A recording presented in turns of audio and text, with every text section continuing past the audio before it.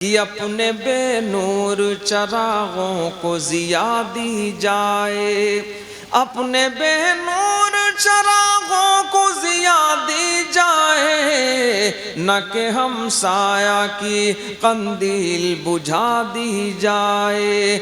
मौत के चौखटे हर दम है खुले, गौर से सुन ले, जाने कब कौन सी तस्वीर लगा दी जाए।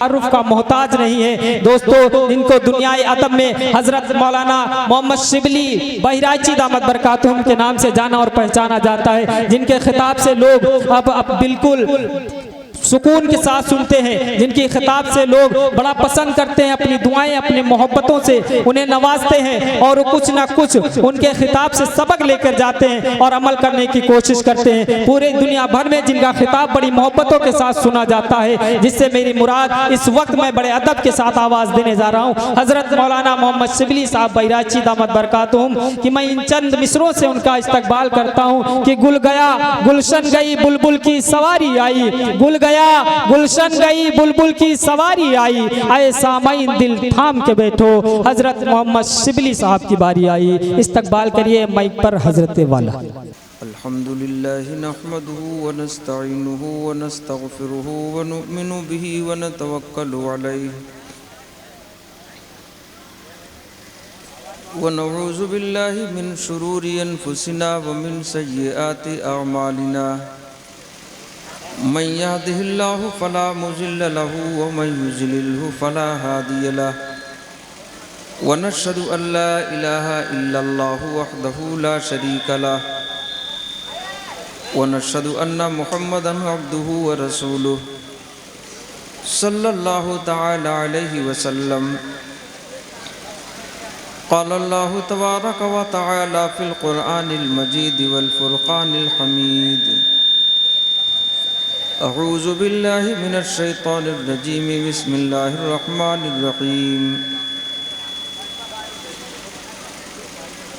वमा खलक़तुल जिन्न वल इंसा इल्ला लियअबुदून। वक़ाल अन्नबिय्यु सल्लल्लाहु तआला अलैहि वसल्लम मन अहब्ब सुन्नती फ़क़द अहब्बनी व मन अहब्बनी कान मई फ़िल जन्नह। सदक़ल्लाहुल अज़ीम व सदक़ रसूलुल्लाह सल्लल्लाहु अलैहि वसल्लम। हज़रात गिरामी, थोड़ी सी गुजारिश है कि आप हज़रात अपनी अपनी कुर्सियों के साथ करीब तक आ जाएं। कुर्सियाँ लेते आएँ, कुर्सियाँ लेते आएँ भाई, अपनी अपनी कुर्सियों के साथ यहाँ करीब तक आ जाएं। अपनी अपनी कुर्सी उठा लाएं, बस आसानी हो जाएगी। वो जो उधर दूर बैठे हैं वो भी अपनी कुर्सियां लेकर आ जाएं भाई, माशाल्लाह। ओ भाई आ जाएं। माइक बंद कर दो, आप बंद कर दो, इसको बंद कर दीजिए इसे।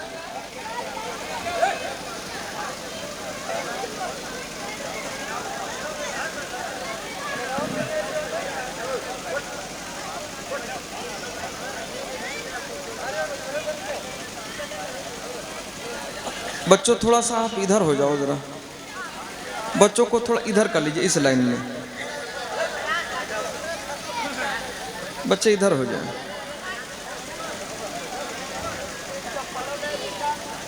बच्चों इस लाइन में हो जाओ और इधर थोड़ा समझदार लोग हो जाएं, कुछ कहते बन जाए। थोड़ा जल्दी कर लो भाई।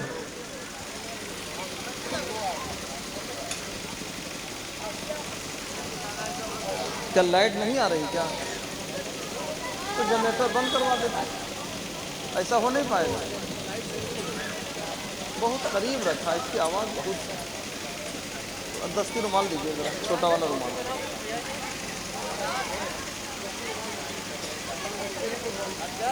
थोड़ी सी जहमत और कर लीजिए, खाली जगह भर लीजिए, कुर्सी ले आइए यहाँ तक।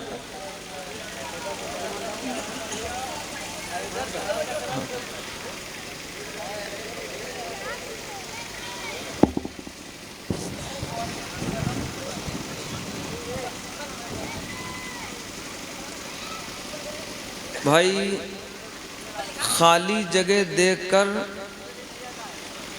दुश्मन कब्जा कर लेता है, कोई आदमी कहीं दूर ज़मीन खरीद कर छोड़ दे, साल 2 साल निगरानी न करे तो उस पर दूसरे लोग कब्जा कर लेते हैं। जो चीज़ आज़ाद छोड़ दी जाए, उसमें जगह रह जाए, तो अंदेशा है कोई न कोई उसको कब्जा कर लेगा, ले लेगा। अगर ऐसी मजलिसों में जगह खाली रखेंगे तो शैतान ऐसी जगहों को हड़पता है। तो जहाँ अल्लाह और अल्लाह के महबूब की बात हो, दिल जमई के साथ मुतवज्जे होकर और मिलकर बैठना चाहिए, उससे बड़ा फ़ायदा होता है। मोबाइल तो आप रख लो जेब में। अब तो बहुत है, यूट्यूब वालों ने बहुत मुसीबत पैदा कर दी है, अब इसको आप रख लो। अरे बहुत है, अरे देखने वाले तो आप नहीं, दिखाओगे किसको? दिखाने के लिए नहीं ना, बाहर भीतर कुछ नहीं, रखो जेब में। दिखाने के लिए तो ये पहले होता ना, हम किसको दिखाएं? हम अपने आप को दिखा सकते हैं, इसलिए कि जब से दाढ़ी है कभी एक भी कैंची से बाल कटा नहीं, आज तक जो था उतने हैं, तो दिखा तो हम सकते हैं। 1 लाख लोगों में हमको आप देखें तो कहेंगे ये मुसलमान है। अंदर से हम कुछ हो ना, हम ये बहस नहीं करते। आदमी दूर से देखेगा मुसलमान, अरे बोलो है कि नहीं? रात में 12-1 बजे हम रोड पे खड़े हो जाएं तो दूसरे लोग भी हमको बिठा लेते हैं, मंजिल तक पहुंचाते हैं। अपना कोई कमाल नहीं है, सिर्फ एक पहचान है कि हम देखने में मुसलमान हैं। दरूद पाक पढ़ लें, अल्लाहुम्मा सल्ली अला सय्यिदना व मौलाना मुहम्मदिन व अला आली सय्यिदना व मौलाना मुहम्मदिन मुबारक वसल्लम। एक शेर में बहुत दिनों से पढ़ता हूँ कि पेशे नबी होने के लिए अरमान कहाँ से लाओगे, पेशे नबी होने के लिए अरमान कहाँ से लाओगे, शक्ल बना ली सूरत तो है गैरों सी पहचान कहाँ से लाओगे, शक्ल बना ली। एक मस्जिद आपके पड़ोस में है और मस्जिदें अल्हम्दुलिल्लाह बहुत हैं, मस्जिदें शहीद भी बहुत की गई और मस्जिदें अभी मौजूद भी बहुत हैं। एक तो मस्जिदें और दूसरे ईमान वाले। एक नंबर पर कुरान मुक़द्दस है जिसको पूरी दुनिया मिलकर ख़त्म नहीं कर सकती और लोगों ने अनथक कोशिश कर ली है। हिंदुस्तान में भी लोगों ने बड़ी कोशिश कर ली है कि कुरान मजीद की कुछ आयतें निकाल दी जाएं। बाज़ ने तकाजा किया था 7 आयतें निकाली जाएं, कुछ ने कहा 3 आयतें निकाली जाएं, कुछ ने और कुछ कहा, लेकिन अल्लाह के कलाम की आयतें निकलने वाली नहीं है। कुरान मुक़द्दस की हिफाजत की जिम्मेदारी खुद अल्लाह ने ली है। तो जिस तरह कुरान मुक़द्दस की हिफाजत की जिम्मेदारी अल्लाह ने ली है, इसी तरह ईमान वालों की हिफाजत की जिम्मेदारी भी अल्लाह के ज़िम्मे है।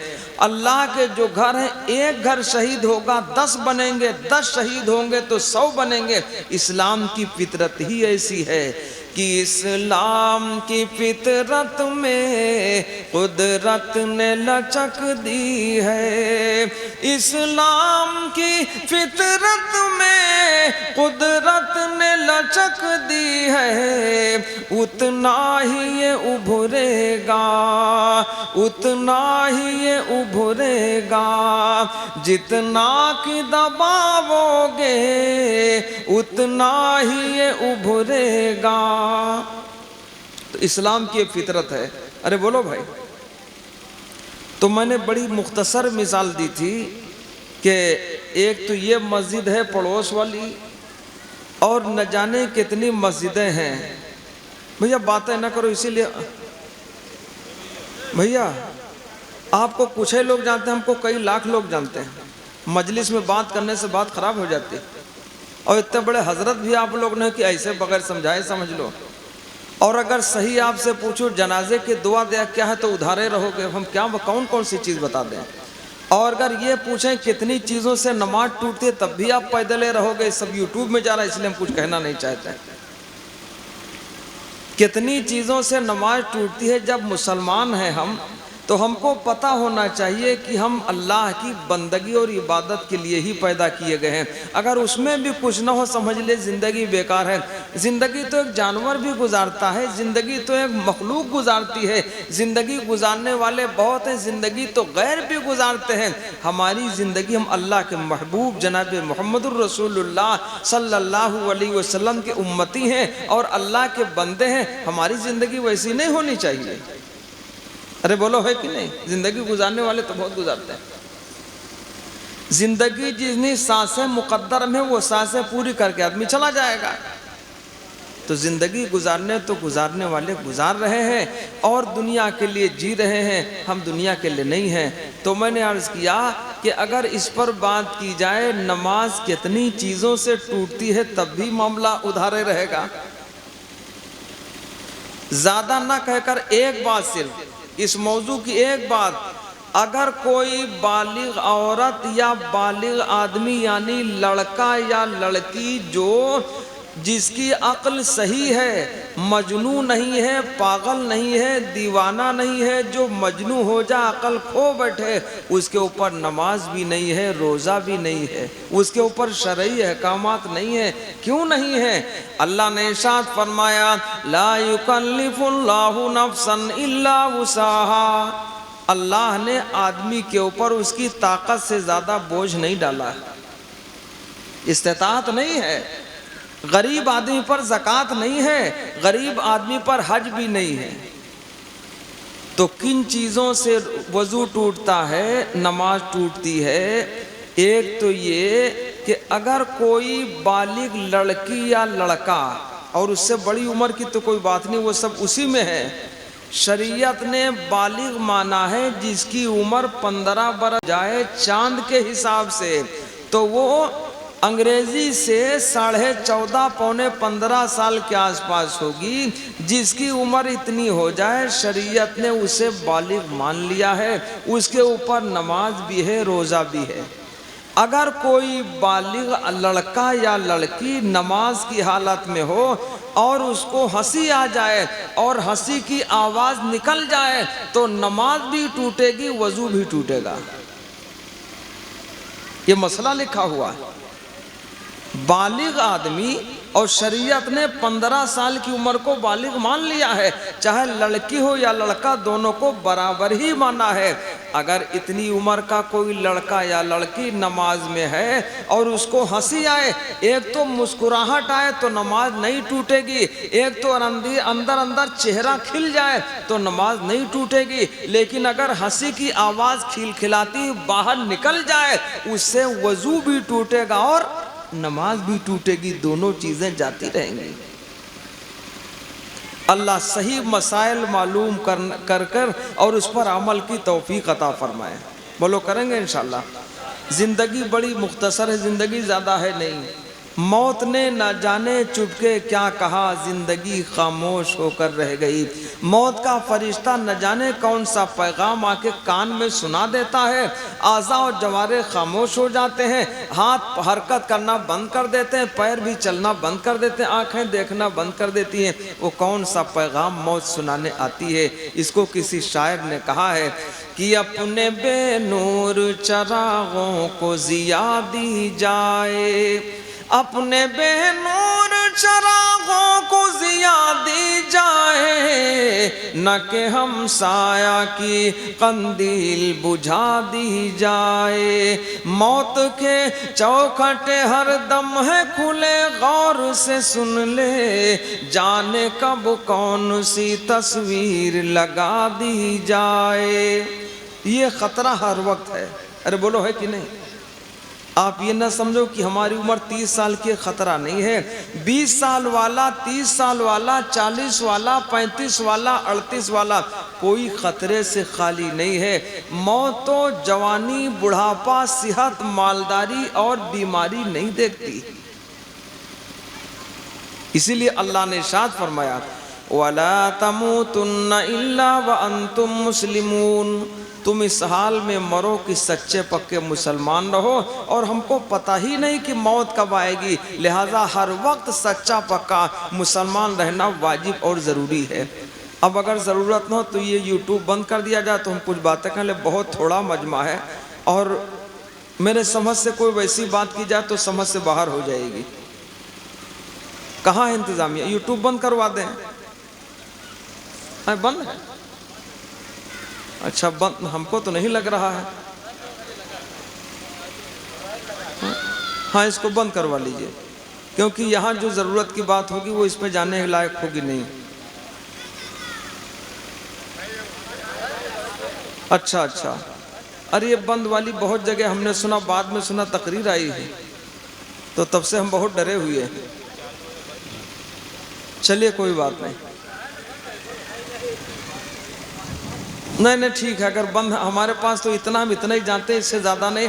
और इसमें किसी का नाम लिखना होता तो हम खुद लिख नहीं पाते, बच्चों से लिखवाते हैं। और पता चला हिंदुस्तान में भी और बाहर मुल्कों में भी लोग तो ये भी एक लफड़ा है। तो मैंने शुरू में अर्ज़ किया था, बहुत गौर से सुनिए, एक मिसाल मेरी। ये मस्जिद पड़ोस में है और मस्जिदें बहुतेरी हैं, अल्लाह के घरों को कोई ख़त्म नहीं कर पाएगा, और ईमान वालों को कोई ख़त्म, जब से दुनिया बनी है दुश्मन मौजूद हैं, ख़त्म ही कर रहे हैं। वो ख़त्म करते करते ख़त्म हो गए, और ईमान वालों की तादाद पूरी दुनिया के एतबार से 200 करोड़ से ज़्यादा हो गई। कितने ख़त्म किए गए, कितने क्या हुआ, तादाद घट नहीं रही है। इस पर मैं एक शेर कहा करता हूँ कि अल्लाह का बंदों पे ये इनाम रहेगा, अल्लाह का बंदों पे ये इनाम रहेगा। इस्लाम था, इस्लाम है, इस्लाम रहेगा। इस्लाम था, इस्लाम है, इस्लाम रहेगा। बोलो हालात बहुत आए नहीं आए? सन 47 में हालात आए नहीं आए? हम ज़्यादा सियासी बात नहीं करते हैं। हालात पहले बीते और हालात रहे हैं, मौजूद है, हालात रहेंगे। कसम है रब्बे काबा की, ईमान वाला ख़त्म होने वाला।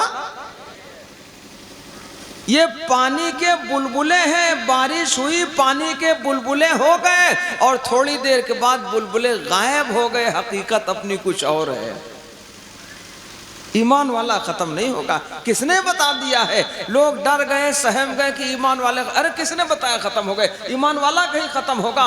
इस्लाम की फितरत में कुदरत ने लचक दी है, इस्लाम की फितरत में कुदरत ने लचक दी है। उतना ही ये उभरेगा, उतना ही ये उभरेगा, जितना कि दबाओगे उतना ही ये उभरेगा।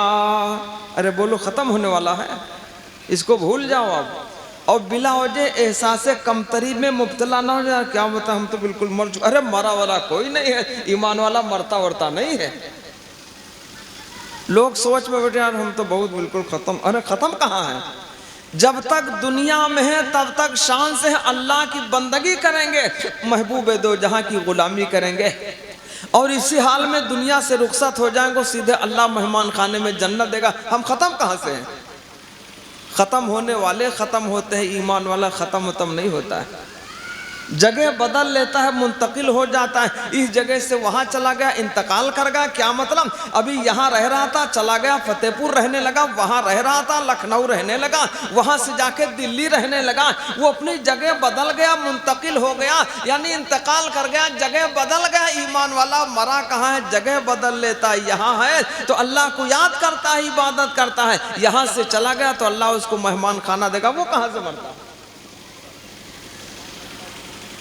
तो अर्ज कर रहा था, मस्जिदें दुनिया में बहुत सारी मस्जिदें, आपने मस्जिदों को देखा होगा, अगर मीनार वाली मस्जिद में नमाज पढ़ा जाए सवाब बराबर मिलेगा, और बगैर मीनार वाली मस्जिद में नमाज पढ़ा जाए सवाब उसका भी बराबर होगा। सवाब घटा बढ़ा नहीं है, चाहे मीनार वाली मस्जिद में नमाज पढ़ो या उस मस्जिद में नमाज पढ़ी जाए जिसमें मीनार ना बना हो, सवाब में कोई कमी जाती, अरे इतना तो मालूम है ना, सवाब कम ज़्यादा नहीं है।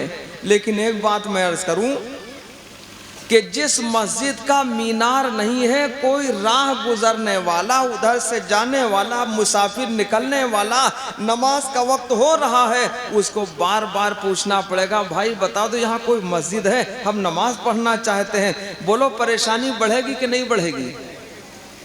मस्जिद मौजूद है, मीनार नहीं है, और बगैर मीनार की मस्जिद में नमाज पढ़ना सवाब उतने हैं, कम वम है नहीं, चाहे मीनार वाली हो गैर मीनार वाली हो, सवाब दोनों मस्जिदों का बराबर है नमाज पढ़ने का। लेकिन बगैर मीनार की मस्जिद पहचानी नहीं जाएगी, बड़ा पता लगाना पड़ेगा। आदमी परेशान होगा, भाई कोई मस्जिद बता दो। क्या ये गाँव मुसलमानों का, ये भी लोग पूछते हैं, और हमको बहुत बार ज़रूरत पड़ी। अभी मैं गया था हैदरगढ़ से एक दूसरी तरफ, तो वहाँ मुझे पूछना पड़ा, बहुत पूछा, तो कहा यहाँ से 24 से तकरीबन 1.5 किलोमीटर फासले पर एक गांव है, वहाँ मुसलमान तो देखे लेकिन मस्जिद का आता पता नहीं। पता लगाते लगाते पहुँचा तो अंदर एक मस्जिद ही असर की नमाज पढ़ी। अभी 2 जुमा से पहले वहाँ जुमे में बयान था, तो पता ये चला कि अगर मीनार नहीं है मस्जिद का तो आपको ढूंढना पड़ेगा, तलाशना पड़ेगा, पहचान नहीं है कि ये मकान है या मस्जिद है। अगर कोई नहीं जानता तो नया आदमी समझ नहीं पाएगा। मस्जिद की पहचान उसका क्या है भाई? मस्जिद की पहचान उसका मीनार है। अपनी पहचान बता दो ईमान वालों, इस पर तो आप बहस करोगे 1 घंटे की। जिस तरह मस्जिद की पहचान उसकी मीनार है, शमए रिसालत के परवानों, ईमान वाले की पहचान, अल्लाह अकबर। ऐसे समझ पाओगे कितने हैं कितने नहीं हैं। जब कहीं सफर की बारी आती है, बस में बैठे होते हैं 10 और पहचान में आते हैं 2 लोग, समझ बहुत थोड़े हैं यार, कुछ बोलने लायक है नहीं। और अगर सारे के सारे अपने सही पहचान के साथ हो तो 10 के 10 जब दिखाई पड़ेंगे तो वो 10 मालूम होगा कि 20 बैठे हुए हैं। अल्लाह पहचान लेके चलने की तौफीक अता फरमाए। अरे बोलो करेंगे इंशाल्लाह, अल्लाह सही समझ अता फरमाए। तो दोस्तों, मैंने कुरान अजीम की मुख्तसर सी आयत करीमा तिलावत की। अल्लाह ने इरशाद फरमाया, वमा खलक़तुल जिन्ना वल इंसा इल्ला लियअबुदून। अल्लाह ने इरशाद फरमाया, हमने सारे इंसानों और जिन्नातों को सिर्फ अपनी इबादत के लिए पैदा फरमाया। इबादत किसकी है भाई? अल्लाह की। इबादत कहते किसको हैं? लोग समझते हैं इबादत के माना ये है कि आदमी मस्जिद में चला जाए बस निकलने का नाम न ले, इसी का नाम इबादत नहीं है। इबादत नाम है अल्लाह के हर हुक्म को मान लेना, अल्लाह के महबूब जनाब मोहम्मदुर रसूलुल्लाह सल्लल्लाहु अलैहि वसल्लम के तरीके पर जिंदगी गुजारना, इसका नाम इबादत है। जब निकाह किया जाए, शादी की जाए, अल्लाह के महबूब अलैहिस्सलाम का तरीका इबादत बनेगा।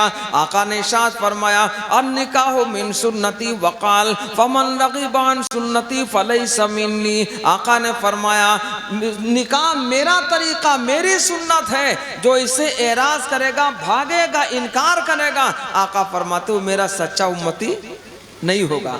एक तो ये बात हो गई।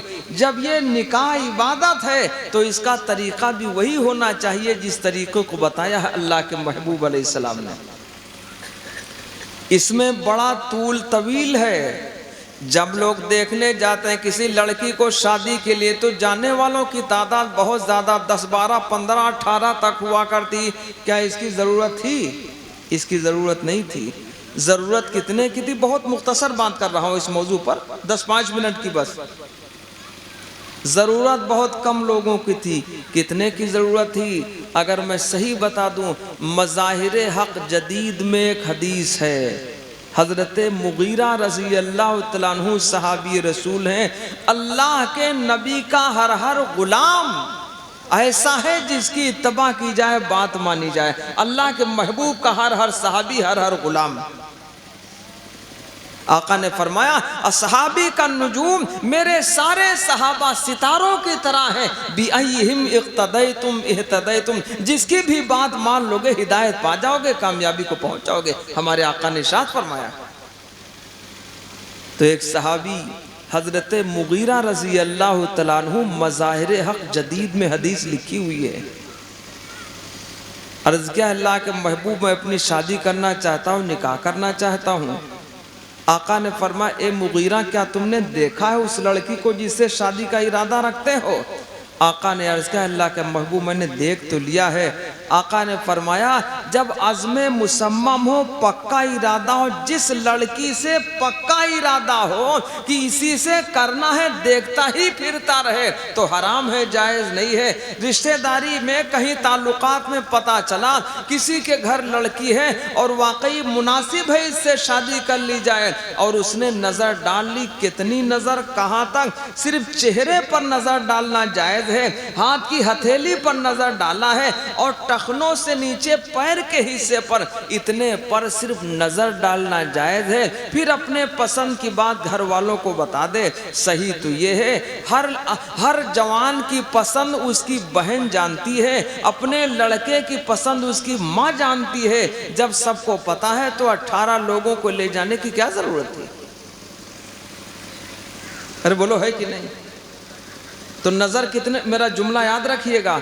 मान लीजिए रिश्तेदारी में गए, शादी में गए, किसी मरीज को, बीमार की अयादत को चले गए।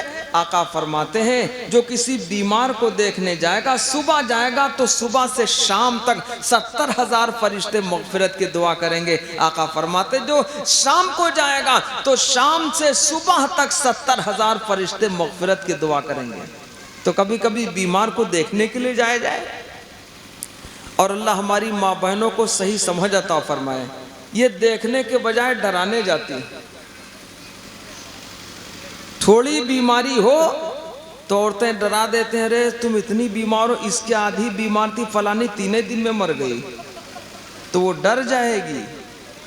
और डराना जायज़ नहीं है। अरे बोलो भाई, गई थी सवाब कमाने, वहां मामला गवा बैठी, डराना जायज़ नहीं है। आका ने फरमाया, तसल्ली के जुमला कह देने पर सदक़े का सवाब। कौन सा जुमला? तसल्ली का जुमला। आप यूं बोल देते, तुम्हारी बीमारी तो इतनी है, बड़े बड़े बीमारों को अल्लाह ने ठीक कर दिया, सेहतयाब हो गए और शिफायाब हो गए। ये तसल्ली का जुमला कह देने पर मदनी आका इमामुल अंबिया जनाब मोहम्मदुर रसूलुल्लाह सल्लल्लाहु अलैहि वसल्लम ने इरशाद फरमाया, सदक़े का सवाब मिलेगा।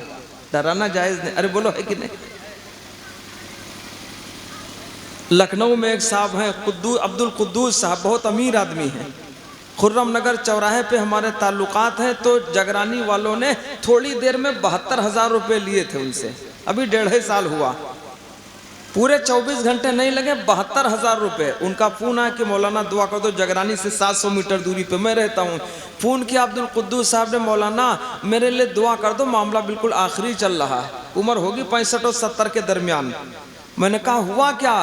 कहा डॉक्टरों ने हमको लाइलाज कर दिया है। उनका डॉक्टर ने कहा हाँ। मैंने कहा डॉक्टर खुदा ही लाइलाज हो जाएगा, आपको कौन मार पाएगा? जिसको अल्लाह जिंदा रखना चाहे कोई मार वार? कुछ बेचारे खुश हुए, कुछ उम्मीद उनको हुई, इलाज हुआ और धीरे धीरे ठीक हो गए। मस्जिद तक जाते हैं, लौटते हैं, बाकायदा किताब सुनाते हैं, फ़ज़ाइल अमाल सुनते हैं, ऐलान करते हैं, और पैदल ही आते जाते हैं। और ठीक है, अभी आए हैं, 1 महीना उम्रा में रहे तब आए। अब आप क्या कहोगे? आका ने फरमाया, तसल्ली देने पर सदक़े का सवाब है, वरना डॉक्टर तो मार चुके थे, कह रहे थे तुम ज़्यादा दिन के 1 हफ्ते तक मामला तुम्हारा बचा। तो मैंने कहा जो डॉक्टर बता रहा मर जाओगे, खुदा ही मर जाएगा। पता चला कि डॉक्टर निकल गया। जिलाने वाला अल्लाह है। तो इस पर हम बात नहीं करेंगे ज़्यादा, इतना कहेंगे कि तसल्ली का जुमला बोलने पर सदक़े का सवाब है। इतनी बात मुझे कहनी थी, बस बोलो करेंगे इंशाल्लाह। एक बात तो ये हो गई। तो अर्ज़ कर रहा था, कहीं रिश्तेदारी में किसी बीमार को देखने गए, किसी शादी के ताल्लुक से गए, अकीका वगैरह किसी तकरीब में गए और वहाँ लड़की पर नज़र पड़ी जिसको सोच रहे थे कि इस लड़की से अगर शादी हो जाए फला ख़ानदान से तो हमारे लिए बेहतर होगा। इत्तेफाक से नज़र पड़ गई। तो नज़र कहाँ तक? चेहरे पर नज़र, हाथ की हथेलियों पर नज़र और टखनों से नीचे पैरों पर नज़र। एक नज़र डाल लिया, घर में आ गया लड़का, अपनी माँ से बताया कि अम्मी जान फला जगह फला की लड़की, अगर उसके साथ रिश्ता हो जाए तो बहुत मुनासिब रहेगा। फिर वो 2-3 औरतें जा करके अपना आपस में बात कर लें, बात ख़त्म हो गई। और यही बात अपनी बहन से बता दे कि बहन ज़्यादा तलाश न करो, फला जगह फला के यहाँ लड़की है, वो हमारे लिए अगर निकाह में आ जाए तो मुनासिब रहेगी। इतनी सादी सी बात ही, इससे ज्यादा नहीं था कुछ। अरे बोलो भाई। एक साहब बहुत गर्म हो गए, कहा मौलाना मसला है ये। मैंने कहा वो कैसा? तो मैंने कहा सुनो, जूते साल में कितनी बार बदलते हो? तो जरा कायदे के थे, पैसे वाले, तो कहा हम 4-6 जोड़े जूते बदल लेते हैं साल में।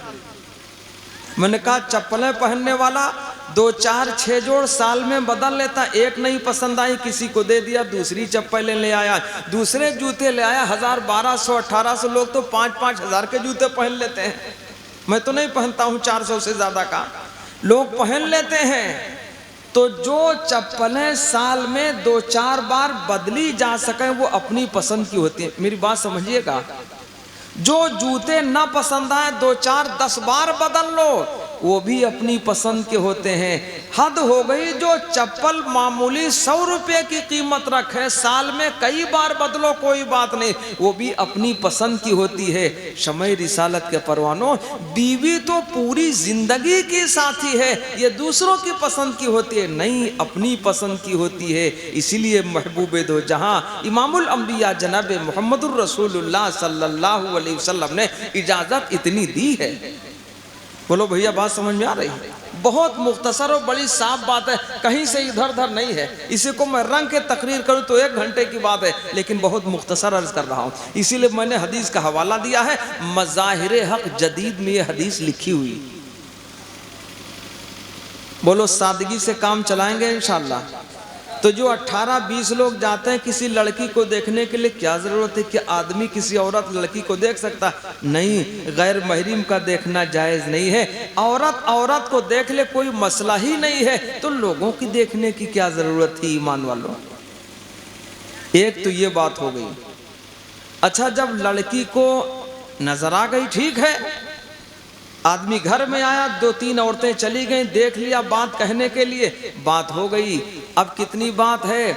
एक साहब ने कहा मुझे शादी का पूरा तरीका बता दीजिए। मैंने कहा कितनी देर में? कहा कम वक्त में। तो मैंने कहा 5 मिनट आप घड़ी देख के बैठ जाओ, मैं पूरा तरीका बता दूंगा इंशाल्लाह शादी का। सुनोगे आप? उसके बाद मैं तकरीर करूंगा जो मैंने, बल्कि मौजू तो वही है, 5 मिनट में इंशाल्लाह। तो कहा शादी का पूरा तरीका हमको 5 मिनट में आप बता दो तो ज़्यादा अच्छा, हमारे पास ज़्यादा हो। मैंने कहा उससे कम हो तो वक्त हमारे पास, मैं मुसाफिर आदमी। कहा बता दो मौलाना। तो मैंने कहा जब तुम्हारी लड़की देख ली जाए, 2-3 औरतें आ जाए, साथ में एक महरीम आएगा, आदमी बाहरे कमरे में बैठ जाएगा और तुम्हारी बच्ची को वो 2-3 औरतें देख करके पसंद जाहिर कर देंगी, अपने घर चली जाएंगी और घर से वो फ़ोन कर देती हैं, इंतज़ाम उनके जिम्मेदारान फ़ोन करते हैं कि भाई आपकी लड़की जोड़ की है, लड़के के पसंद आ गई, हमारे भाई के जोड़ की आपकी लड़की है, ठीक है, बात पक्की है, अब इस रिश्ते को, इस बात को आगे बढ़ाया जाए। इतनी बात होती है।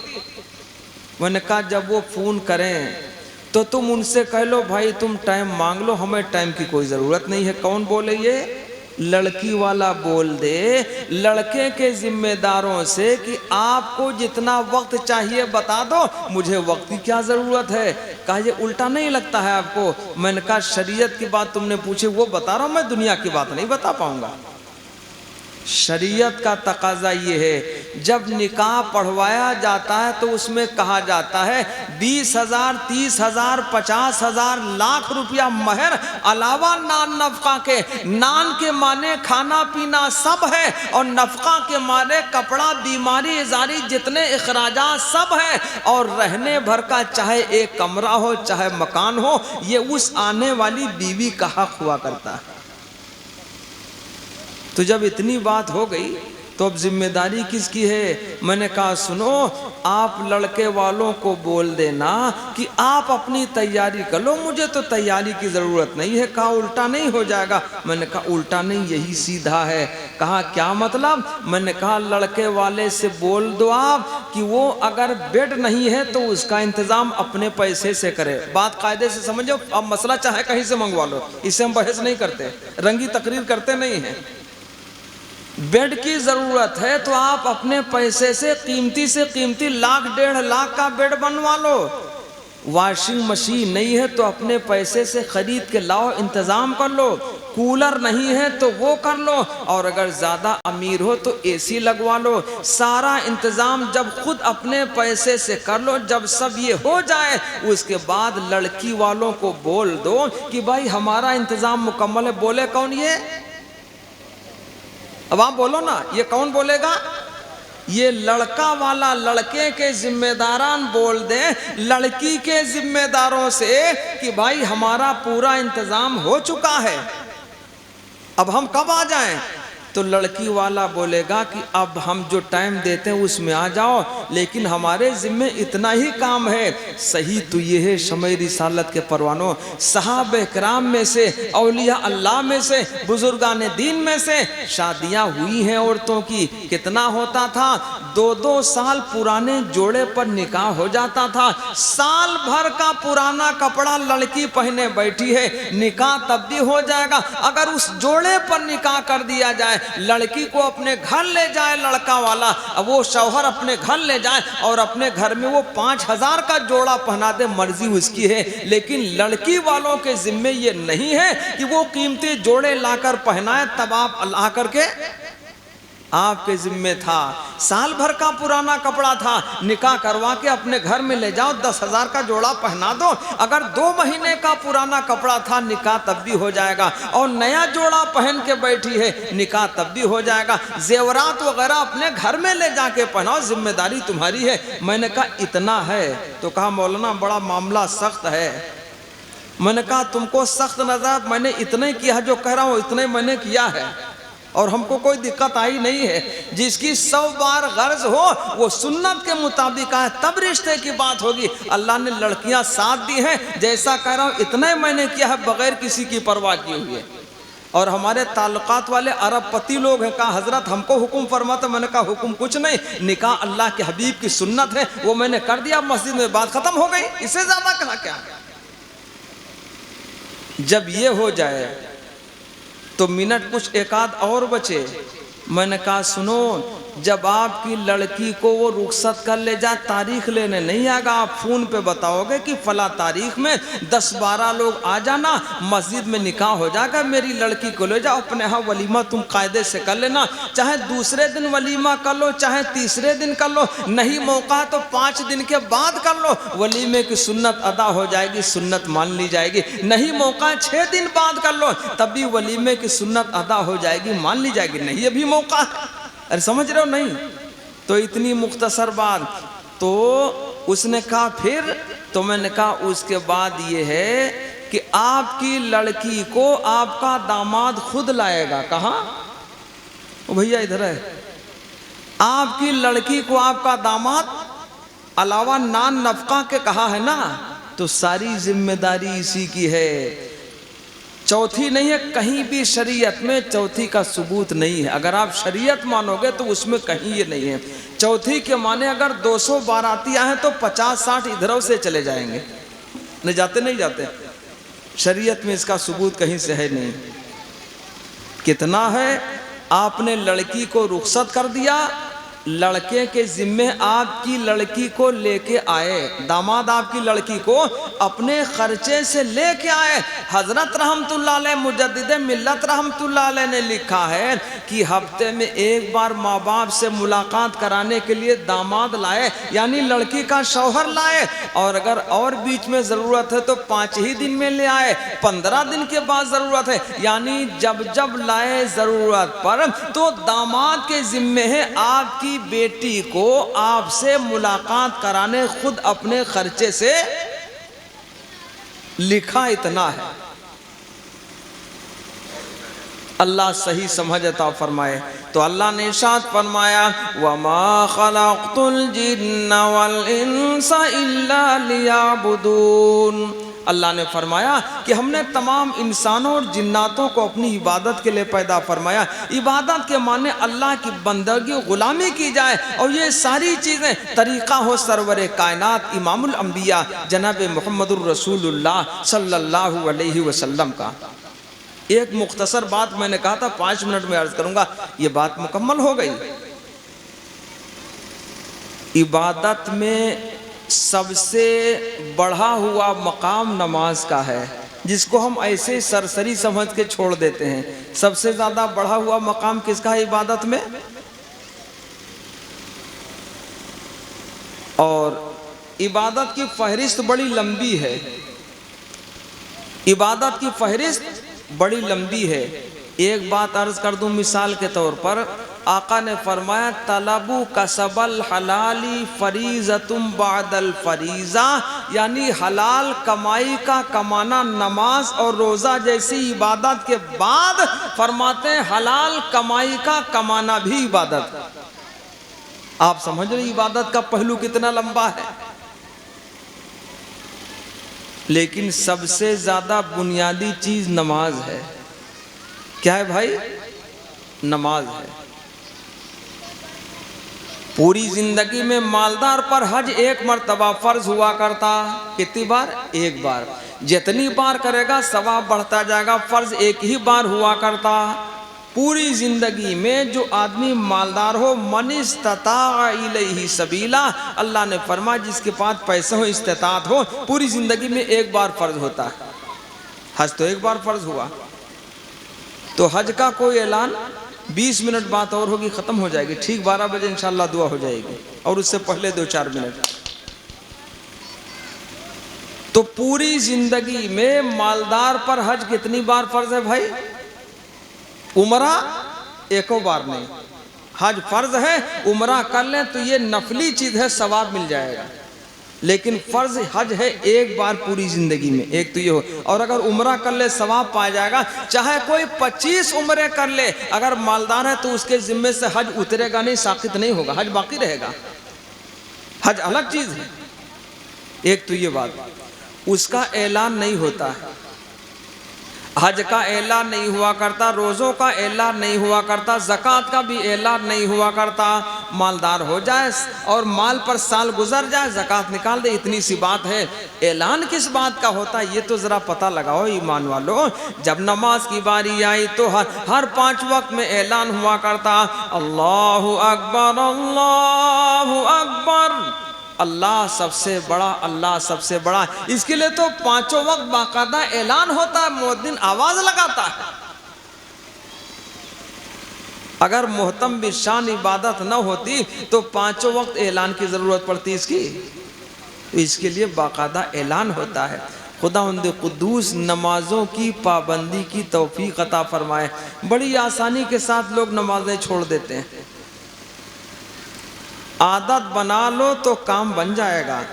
मैं तो कहा करता हूँ अल्लामा शेख सादी का कौल कि जबल गर्दत जिबिल्लत न गर्दत, यानी पहाड़ अगर अपनी जगह से हटे तो हट जाए, लेकिन आदत किसी की नहीं ख़त्म होती है। जो आदत पड़ जाए वो आदत ख़त्म। सबको पता है मसाला नुकसान करता, मुंह छोटा कर देता, फेफड़ों को कमज़ोर कर देता, उससे बीमारी पैदा होती है। लेकिन अगर आदत पड़ गई है तो आदमी मसाला खाएगा ज़रूर। आपने तंबाकू खाने वाले को देखा होगा, तंबाकू खाते हैं और इत्तेफाक से ख़त्म हो गई, सफ़र कर रहे हैं, और सामने काला कूला मैला कुचैला गंदा आदमी बैठा हुआ है, उसने तंबाकू निकाला, रगड़ा, उसको पीटा, चुटकी में लिया, तो सामने वाला बड़ा अमीर आदमी कहने लगा भाई साहब जरा इधर भी। आदत है तो गंदे और काले कूले जैसे तैसे आदमी के हाथ से तंबाकू लेकर, अरे बोलो है कि नहीं, खा लेगा। क्या मतलब, आदत से मजबूर है, नहीं खाएगा, बेचैन है।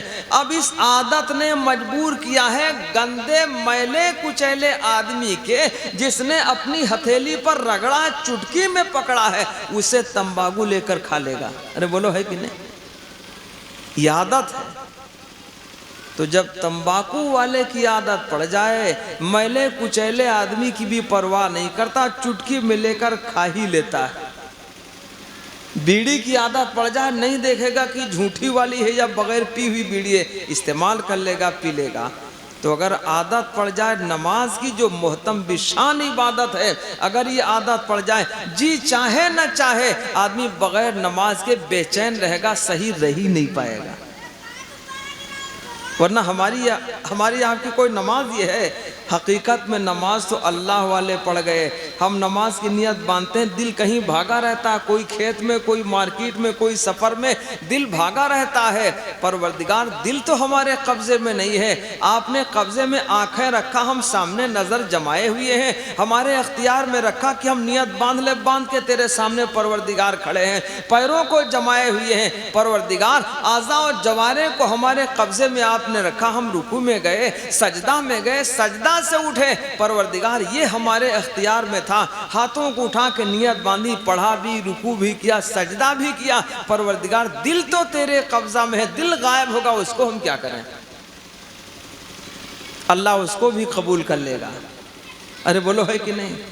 तो दोस्तों आदत बनाओ नमाज की, काहे की, नमाज की आदत बनाओ।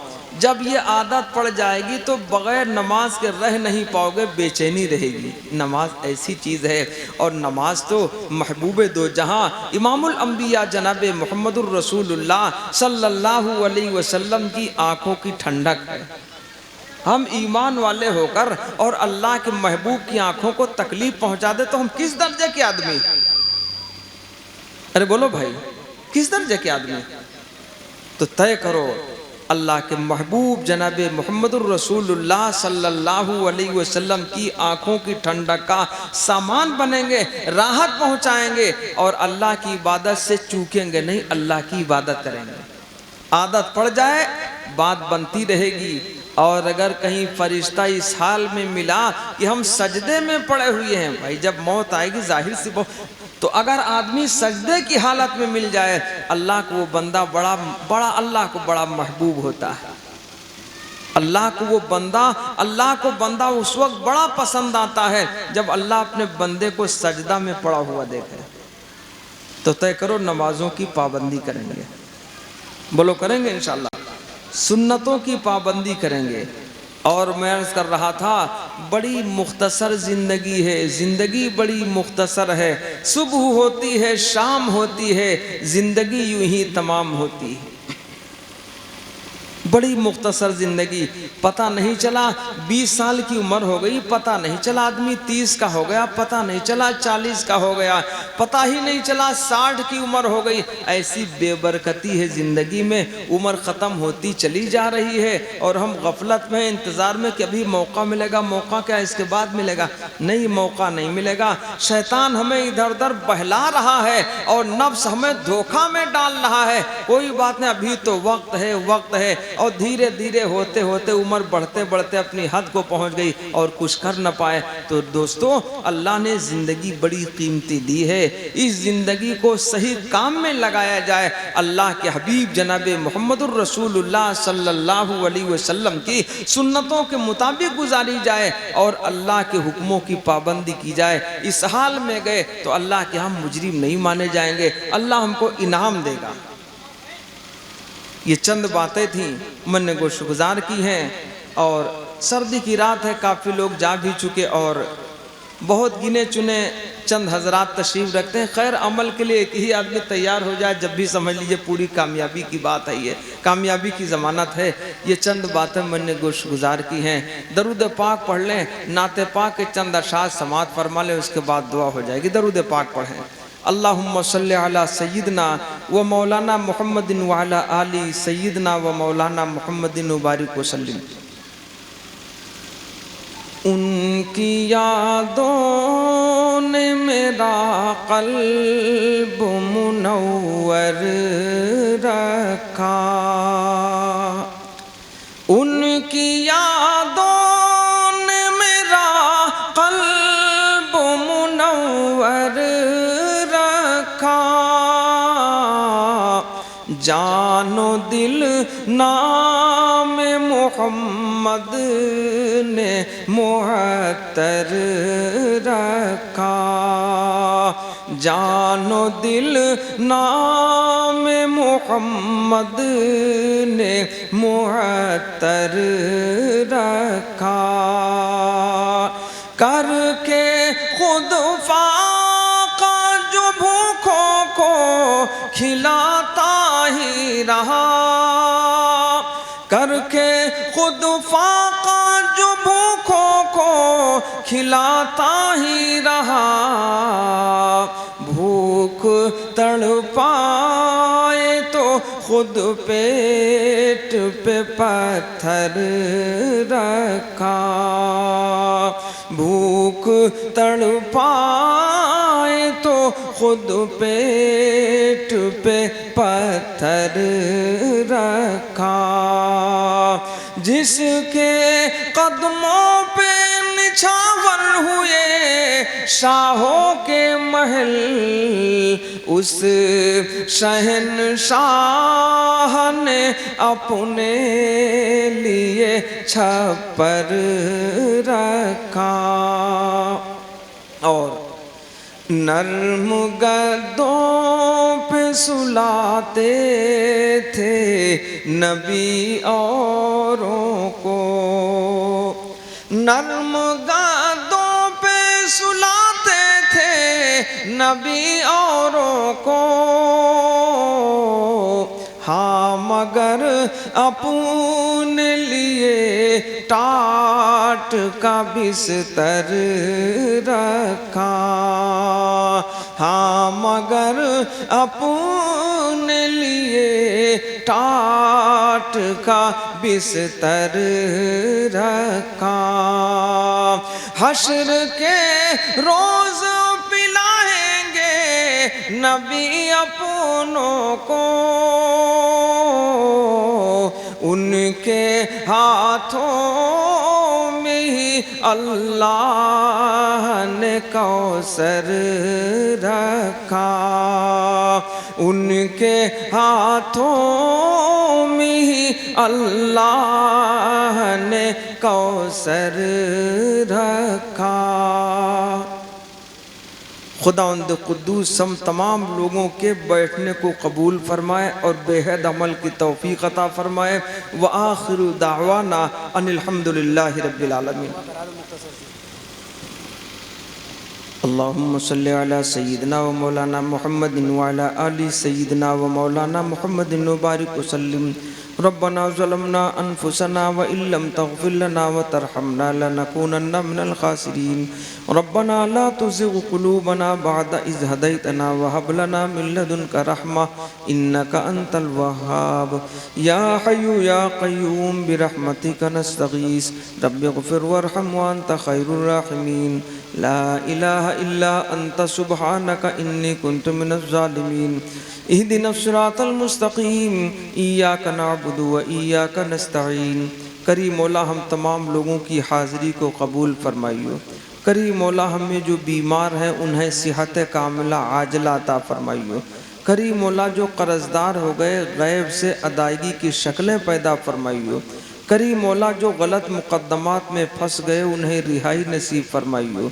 करीम मौला तमाम मसाजिद व मदारिस दीनी मकातिब और दीनी खानकाहों की हिफाजत फरमाइयो। करी मौला तमाम ईमान वालों की जान और माल, इज़्ज़त व आबरू और ईमान की हिफाजत फरमाइयो। करी मौला इन दुआओं को महज अपने फजल करम से अपने महबूब के सदक़े कबूल फरमा लीजिए। सुबहान रब्बिक रब्बिल इज़्ज़ति अम्मा यसिफून व सलामुन अलल मुरसलीन वल्हम्दुलिल्लाहि रब्बिल आलमीन। अस्सलामु अलैकुम।